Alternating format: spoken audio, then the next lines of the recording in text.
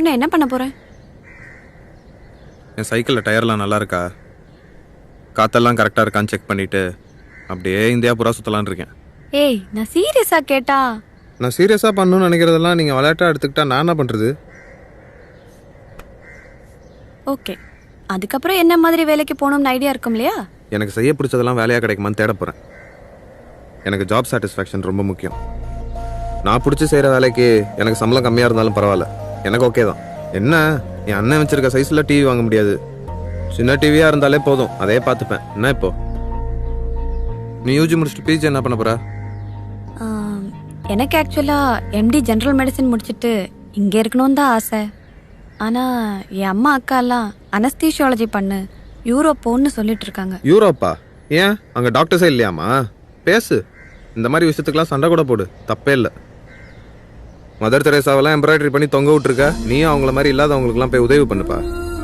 பணக்கார நோயாளிகள் கிட்ட வேலை பார்க்க தான் நிறைய பேர் இருக்காங்கல்ல. யாருமே வேலைக்கு போக மாட்டேன்னு சொல்ற ஊருக்கு நீ வேலைக்கு போ. ஸ்டார்டிங்கில் அடாப்ட் பண்ண கொஞ்சம் கஷ்டமாக தான் இருக்கும், போக போக பழகிடும்.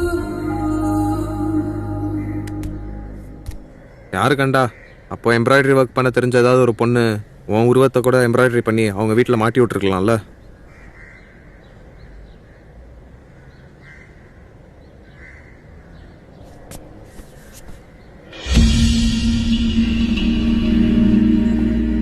என்னாச்சுப்பா?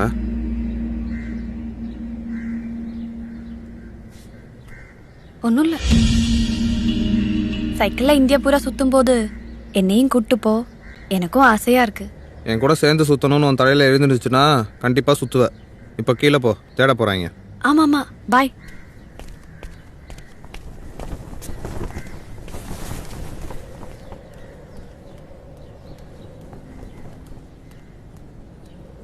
என்னம்மா? இனிமே எதுவா இருந்தாலும் ஃபோன் பண்ணு, ஹாஸ்டலுக்கு நான் வரேன், நீ வேற வேணாம் சொல்லிட்டேன். இப்போ என்ன நடந்துச்சுன்னு அடிக்கிறீங்க?